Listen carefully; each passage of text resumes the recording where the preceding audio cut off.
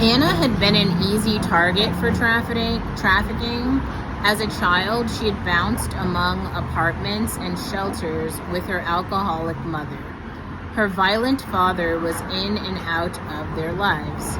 She was taken away by Child Protective Services for the first time at age 8, then shuttled for years among foster households and group homes in a county that neighbored Los Angeles, sometimes with her siblings, sometimes without. There was never any sense of belonging. Eventually, she and her sister ran away together.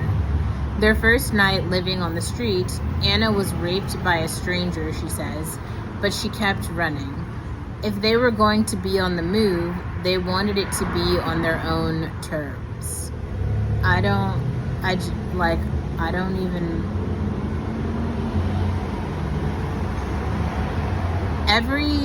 At every house transfer or juncture, Anna had a hope, however dwindling, that her mother might make good on her promise to get them back. Then at 13, in the early months that Anna was being trafficked, she called her mom for help. She had already lost track of her sister. This time her mother was much more direct. If Anna had gotten herself into the game, as she called it, she would need to get herself out. Anna didn't know how. She scraped the braces off her teeth with nail clippers to hide her age and settled in.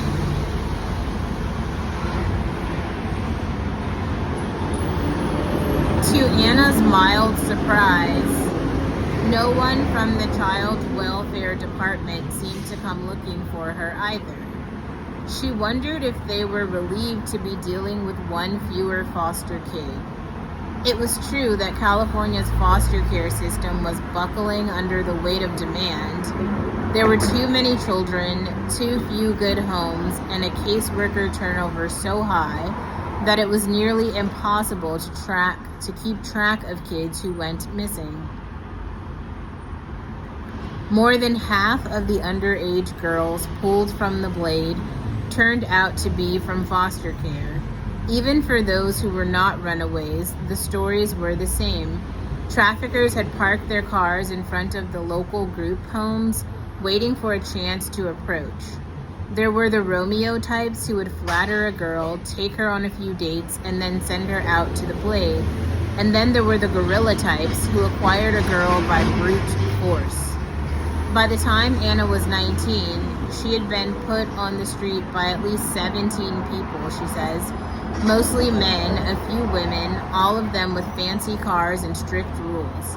Anna's face, neck, and hands had been tattooed with their monikers as if she were cattle. They had shuttled her among at least 5 different cities, but like other girls, she always seemed to end up back on Fig. Even on this January night, several traffickers were trying to draw Anna into their so-called stables and another girl to add to their profits. One had run up behind her yelling, and another had threatened to run her over with his car. Anna strode across the intersection, then back, hoping to lose their interest. She knew the deal. If they touched her or if she looked them in the eye, she was theirs. Then she would have to worry about another ex-trafficker who might come back for a violent revenge. There was a familiarity to the chaos and dysfunction here, a commonality amongst the girls that Anna could only see now that she was older. They were children who presumably belonged to somebody, but nobody seemed to be looking for them, in a way that made Fig feel like home. After the rescue at 77th Street, Armendariz headed back to the station to start paperwork. The number of rescues in the past few months had far surpassed any in the division's recent history, but that meant she was always buried in reports. The truth was that Armendariz had not joined the vice unit out of passion. so much as obedience. 2 years ago, Navarro took over the unit, and he asked her to come with him. He saw potential in Armendariz, a young patrol officer on his watch with boundless energy and a hunger for getting to the root of a problem. Armendariz had that unusual combination of candor and collegiality. Her directives often included multiple expletives, but ended with the word partner. Within a week in the new position, she was galvanized. She could not believe what traffickers were getting away with on the Blade. When Armendariz was 13, she had been in the youth cadet program and was focused on roller skating and Taylor Swift and the annual family trip to Disneyland. But here were girls whose faces had been burned with cigarette butts, whose nails had been pulled off, whose hair had been set on fire, or who had been down in a bathtub and shocked with a taser. There were stories of girls who had simply disappeared. She wanted evidence to put traffickers behind bars. She worked overtime and conducted rescue operations, even on her days off, in the hopes of persuading girls to identify them. But the girls rarely complied.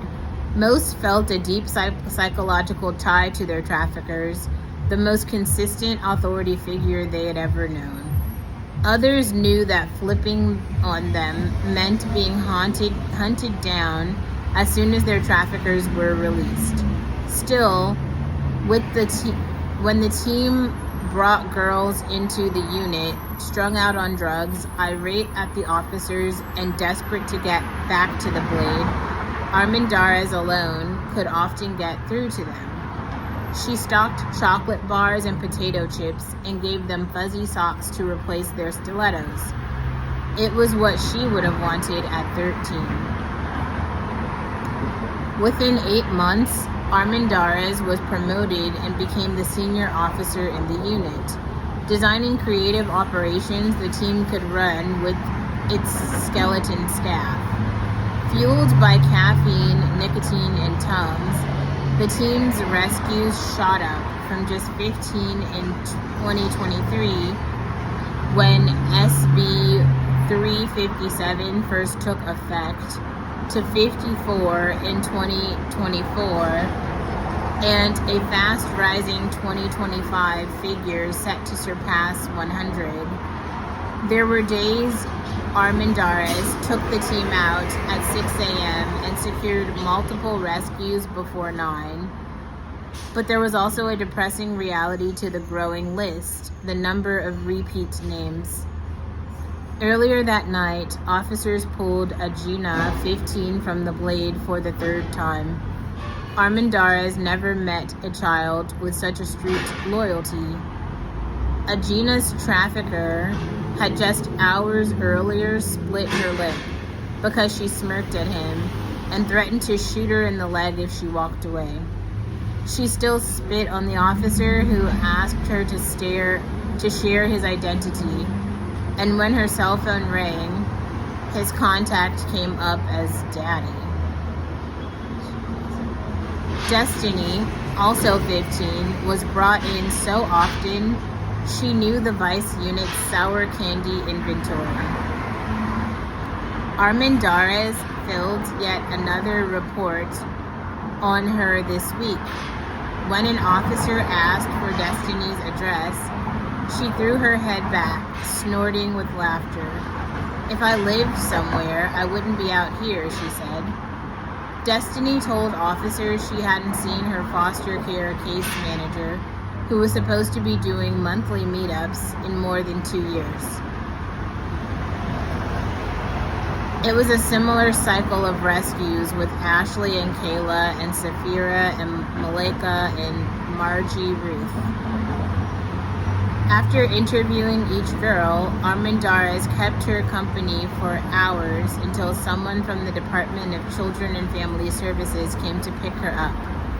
In theory, DCFS staff would take the girl to a hospital for a health screening, and then to a temporary housing placement before ultimately finding her a new foster household or group home. But time after time, the agency reported back to Armendariz that the girl had jumped from the car as soon as it pulled out of the station. The agency estimates that 3 out of 4 rescued preteens and teenagers go back to their traffickers. Brandon Nicholas, the director of the county's DCFS, said that our social workers do everything possible as many times as necessary to help these young people safely leave their captors and begin healing on their own terms.